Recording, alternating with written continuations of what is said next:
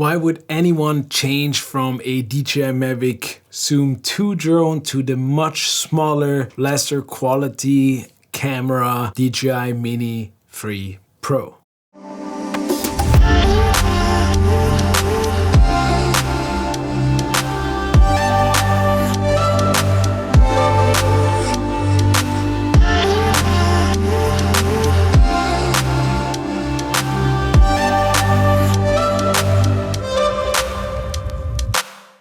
Well, if you're a drone enthusiast like myself, you probably already know him. For the rest, let me tell you. The FAA, or the Federal Aviation Agency, is the governing body of anything flying around. They just created a new restrictions where it requires you, if you have a drone, to have a system that broadcasts the location of your drone and where you are as a pilot as long as you operate it, which would allow law enforcement to know, hey, there's a drone up here in the air and this is the pilot it belongs to. Think of it for people that do stupid things, fly close to airports or fly over crowds, whatever it might be. Now, I don't make money with my YouTube channel. I don't make any money with my drone footage. I do it just for myself, sometimes just flying around and not even filming because it's fun to flying it. And other times just creating just recordings of moments that are dear and near to my heart with friends or family for me as a memorabilia. And so because I didn't want to have to deal with the new restrictions and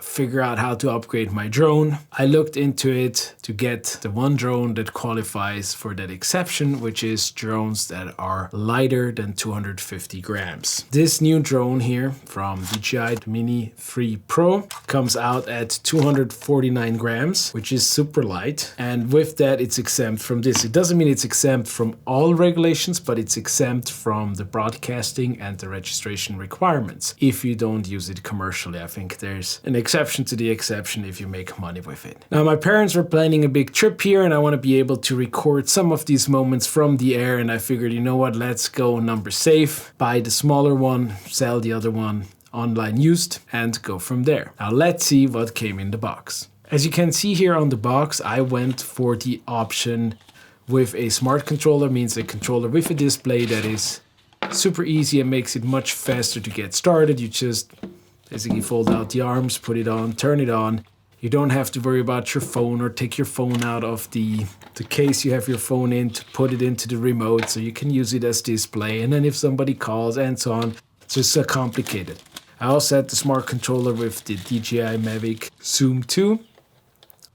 And I would have obviously appreciated if the smart controller would have worked with the new drone, but obviously that didn't happen, I think, for a variety of reasons.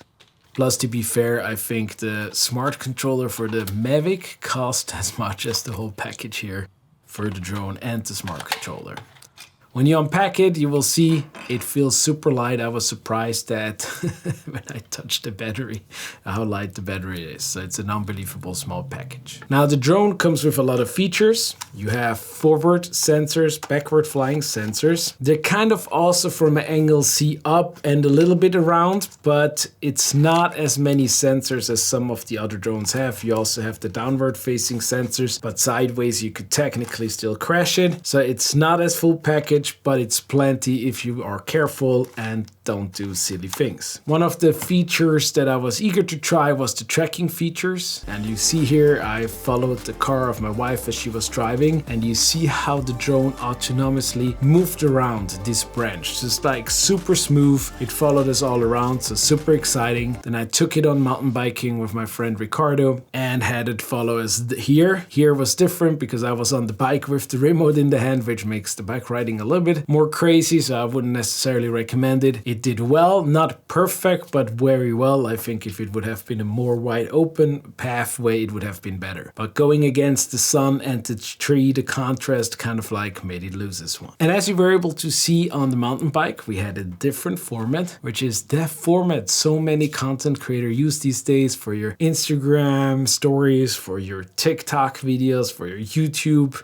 reels, just for all these where you need this horizontal format. Please note that the little camera here actually, while flying, you can basically turn it from a vertical to a horizontal mode, which gives you that perfect social media footage that you might seek. And that's definitely a plus if you wanted to share quickly some moments with loved ones that live in a different time zone or even across the ocean. Third is those smart shots, like where you have pre-programmed shots. It has something new called the master shot. It has the droney, as you can see here from my parents and I as they were visiting me. I love these shots, and if you want to know more about all the different options you have, please leave a comment to this video and I'm happy to make a single episode just about all the different shots. But these 3 features plus the sensors it has is what is great for me. Obviously, the camera is a lesser quality video than my previous drone, than the Mavic series. But again, for what I use it,